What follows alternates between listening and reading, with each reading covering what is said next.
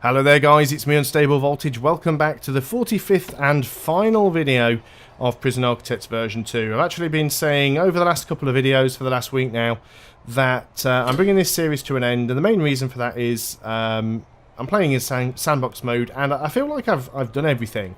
I've researched everything that it's possible to research. We've got everything unlocked. Legal defense isn't unlocked, but I think that's something that you just only research when you get into trouble. We've basically built all of the building types that we can have, and certainly I could have a much larger prison and it could be better built and more well optimized. But the point is, most of what you have to do in sandbox mode, you've got two goals to work towards. One is completing these grants, and the second one is unlocking the research. So we've already unlocked all the research. In terms of grants, most of the grants are just like increase your prison capacity. We've done all of the grants with the exception of 3.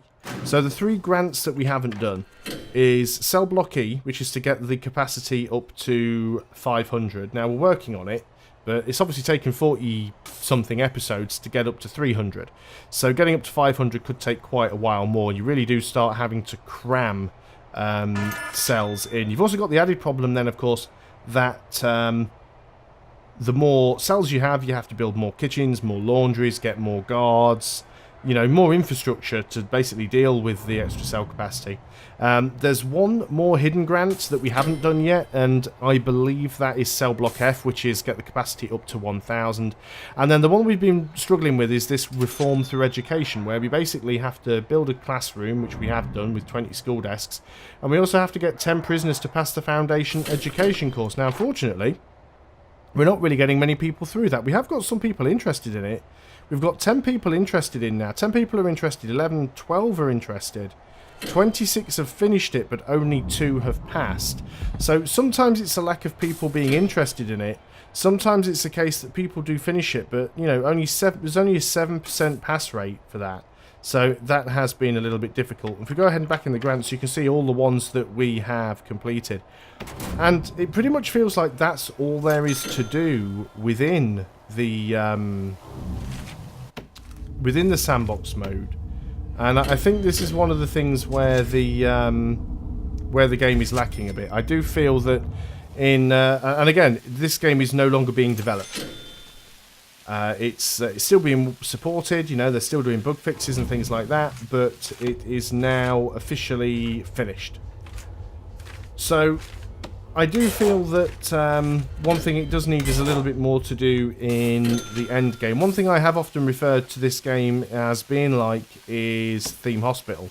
And I do still have that sort of Theme Hospital vibe with it. You know, I do really, really enjoy it, but I guess at least with Theme Hospital, part of it was actually a campaign mode as opposed to just being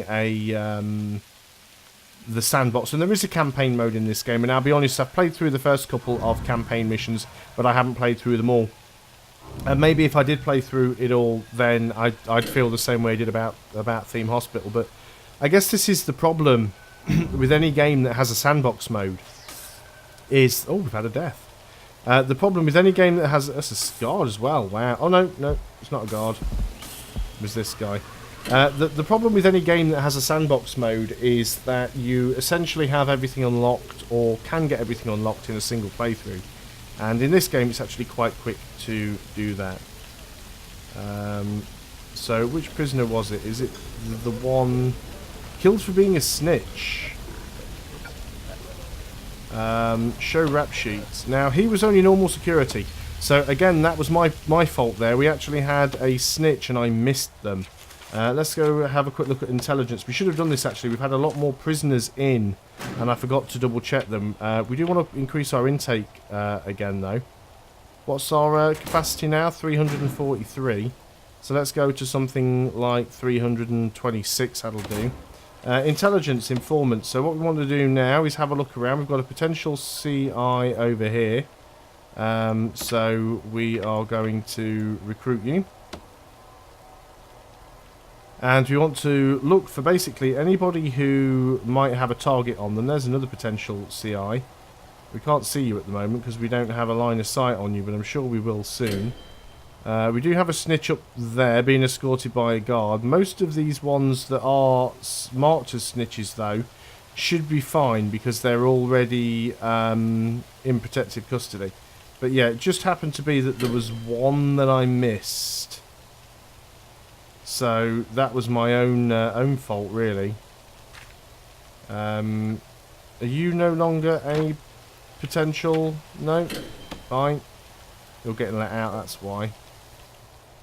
But yeah, can't see anybody being targeted right now. But we will just keep scanning around. Can't believe I hadn't noticed that we got another one in, but I suppose that's the problem. Right, you're the dead one. I was just going to say, oh, we've got a snitch, but he's just been escorted to the morgue. That's the one that just died quite quickly. Well, there's a lot of mess going on in the yard. That needs cleaning up. I'm quite happy that I've not had to utilise my armed guards nearly as much as I did in a previous playthrough. So I've mentioned it before. I've been playing this game since the alpha version, actually, and I think back then I was actually just sort of messing around with it.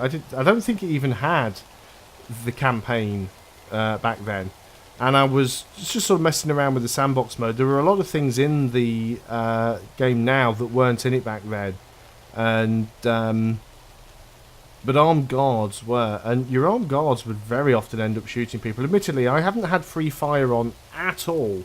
In this game. When I played this last time, I had to have the free fire on near enough all the time just to try and keep people under control, and I haven't had to do it at all here, so that's quite cool. So okay, still doesn't look like we've got anybody else that we need to deal with, so that's fine. I think we can go and put our intake up even more now, because our capacity is like 300 and... oh, balls, didn't want to do that, did I? That was definitely the wrong button to click. So our capacity looks like it's 347, so I guess we want to go up to something like 335. Something like that.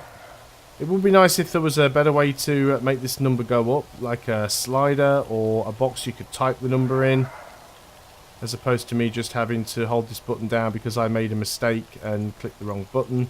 So 355, so that'll be another 24 grand coming in. We still need to do the utilities for these rooms up here because we don't have all of the water in yet. So let's go ahead and make sure these are all connected. So I want to start off with the small pipes. Toilets obviously need connecting. Shower, loo, shower, loo, shower, loo, shower, loo, shower, loo. Shower, loo, shower, loo. That's not shower, shower and loo. That one I don't think went in, maybe. Hot water pipes need to go all the way along to there, I suppose. So showers and radiators for these ones.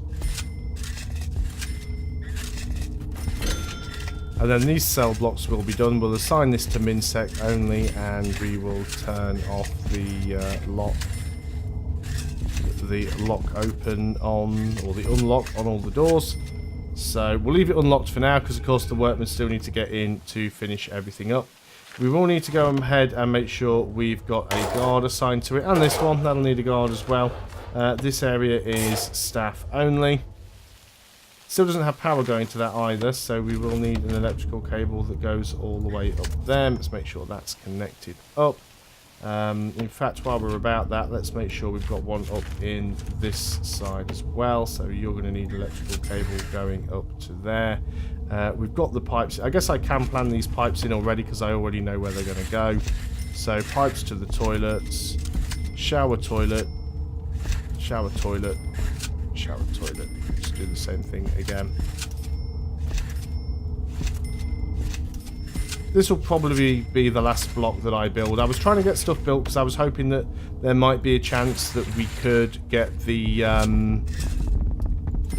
I was hoping there'd be a chance that we could actually get the capacity up to 500, even though I was never going to aim for the 1,000 one. But I don't think that's going to happen now. I still do think this is a very good game, though. I mean, when you consider the size of the team that built it, I mean, it's very, very addictive. It's very well programmed. I mean, I personally haven't encountered any bugs or issues with this game.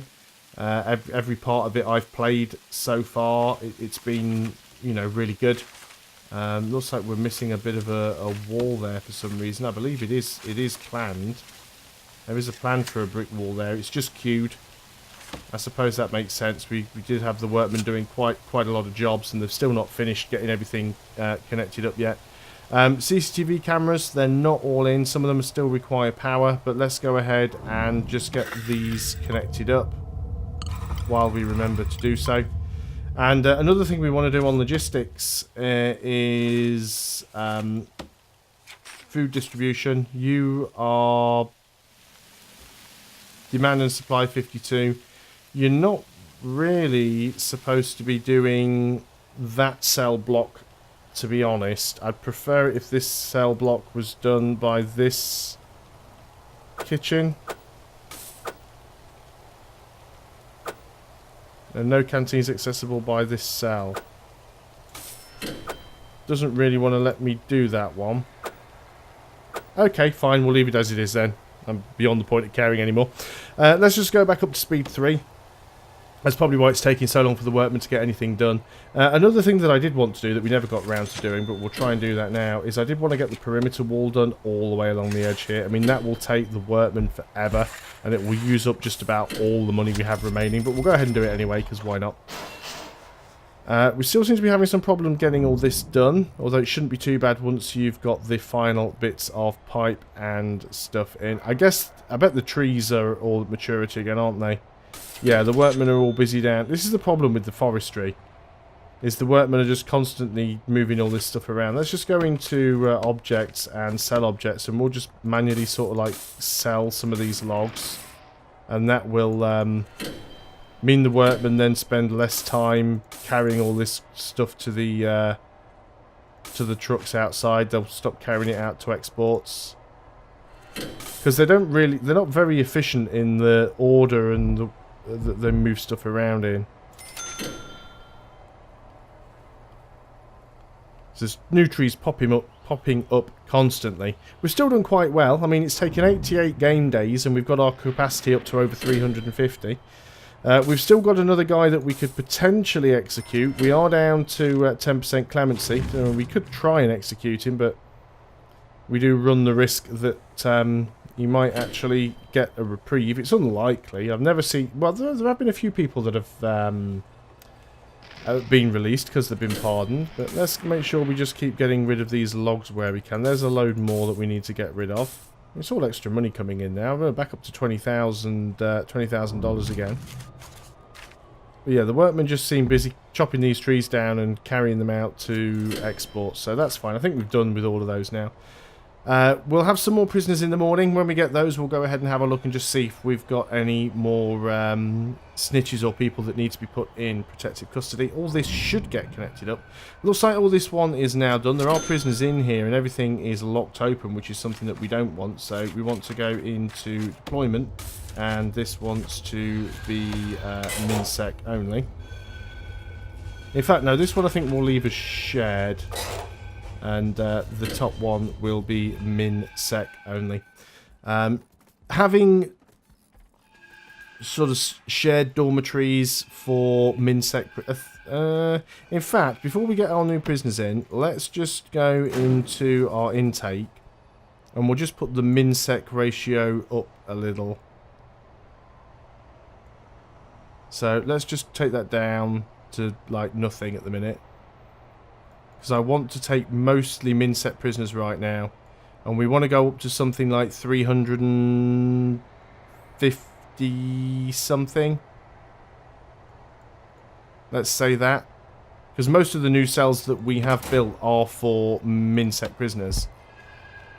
And I don't really want to have a lot of medium sec and mid sec mixed together. So we're going to lock this one open.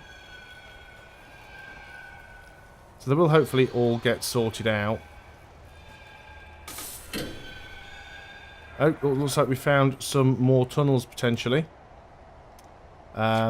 This one is near a dormitory, so this one is almost certainly a legit tunnel. So let's go ahead and search these toilets. See if we can avoid getting any escapes this time around. And we indeed did find the tunnel.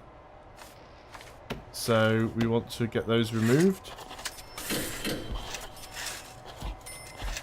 Looks like that was the only one there though, so that is fine. Still haven't managed to get anybody else through this course yet. Let's have a quick look at programs. So 11 people are interested, but the course is active. I guess it takes a long time to get through the course, which is really the problem. I mean, we could set a longer period for them to do that, but it's not going to happen now. There's only like 5 minutes left of the normal recording time for this video. We're getting a lot more new people coming in. It's going to take quite a while to get all of those processed. I guess we wouldn't really have any intelligence on them when they first arrive. In fact, scrap that. Look how many ex-law enforcement people we've got in here. So you're already targeted. It's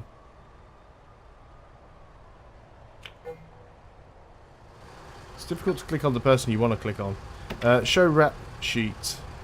Character. Ex-law enforcement. Yeah, so you definitely want to be in protective custody. And we've got, even though he's the only one that's being targeted, there's another ex-law enforcement guy here. Yeah, ex-law enforcement. So you want to be protective custody. And I'm sure that, yeah, there's another one up here somewhere. Clicking on the right one is going to be a challenge. Show rap sheets. It's not you. Is it you? Yeah, you. So you also need to be protective custody. And that's it, really, for terms of protective custody. We're using up all of our protective custody. Look, we've got another ex-law enforcement. We've ran out of protective custody. So you need to show your rap sheet, and you need to be protective custody. So even though we are a cell short, I mean, I suppose someone's going to end up getting killed shortly, which will... Oh, we've got a snitch here as well, who's one of our confidential informants. So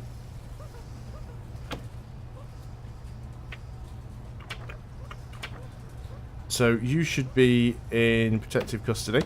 And the problem we've got now is our protective custody suite is a little bit too small.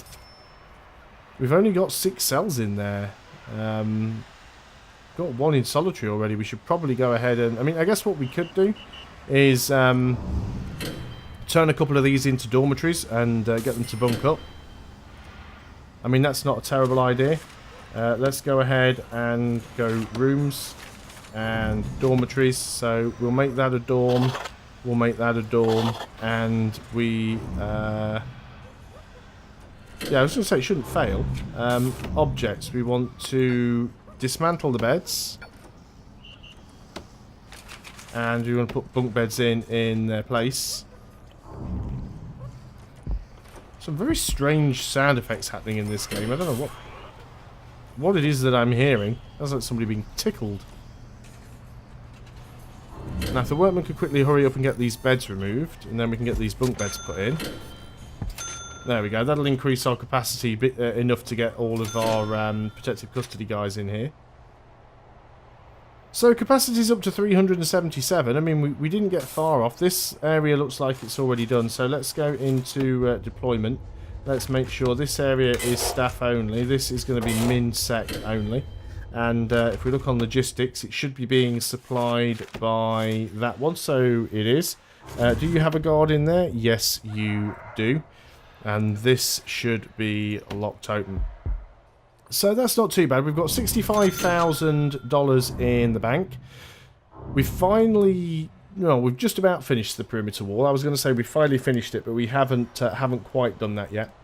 Now, before anybody asks, there is another mode that you can do with this game, and it's not really something that I'm interested in doing. I'm going to save this prison. I'm not going to delete the save game, so it might be possible that sometime in the future I decide I will have a go. But the game actually has something featured called escape mode. Now, I haven't tried it myself, but from what I've heard of it and what I've seen of it, it's a little bit like another game called The Escapists. If you're familiar with The Escapist, it's basically a game where you take on the role of a prisoner, and the idea is you have to try and escape from the prison by doing various different things, such as working out when the guards' shift changes are, and patrol routes, and making sure that you're in the right place at the right time so you don't get punished for not turning up to classes and things like that. But there's basically a mode similar to that within this game where you can try and escape from prisons, and you can try and escape from your own prison as well as trying to escape from prisons made by other players. So maybe at some point in the future I will give that a little bit of a try, but I don't think it's something that I am going to do here. So as we wind towards the end of this video, still not any closer to finishing that grant, and we have another death.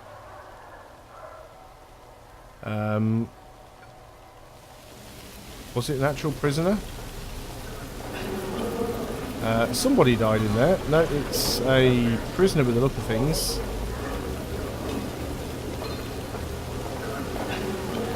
Can't quite get to him. You're unconscious. Okay, we'll let it play on until somebody tries to move him out. There we go. You are killed for being a snitch and ex-law enforcement. See, that one wasn't in protective custody, so I obviously did miss one. Before I end, I will have one more quick look and just see if there are any other ex-law enforcement or snitch. See, there's another one there, look. I think this is the problem with getting a lot of minimum security people. A lot of the minimum security ones do tend to end up being ex-law enforcement. And of course then you start having problems because they tend to get, like this guy, he's ex-law enforcement, he's targeted as well. So you should instantly go into... You are in protective custody. You're in protective custody, but you are being targeted. That is fine. But yeah, you'll find that there's lots... It's like this guy here. He's ex-law enforcement, but he's not in protective custody. So... Oh, losing my voice. Protective custody. Terribly sorry about that. I had to go off there and have a little cough. Throat's getting a bit dry. It's very hot today, very humid in the UK. So as you'll notice, we've got a couple more snitches here as well. And I think if we're going to deal with all of those, if we were going to continue playing on, we would almost certainly need to expand our protective custody suite. But we have reached the 20-minute mark, and I'm about to choke myself and die at the moment. I've actually got tears in my eyes. I've been coughing that much for the last couple of minutes, so it's a very good place to end. The only thing you can really do with this game in sandbox mode is you get to a certain point where all you can do is sell your prison, and can't sell it at the moment because we've had some recent deaths. You do have to make sure that you have a minimal value. You have to have an accountant, at least 20 prisoners, no recent deaths or escapes. And then essentially what happens is you sell your prison, and then you basically start a new one, but you start with the funds that you ended the last game with, which just makes it even easier because you're starting from scratch with a huge amount of money compared to what you started with when you started your first prison. And the weird thing is, I believe, well, I'm not 100% sure because I've never done it, but I think you have to do all the research again, which doesn't make sense.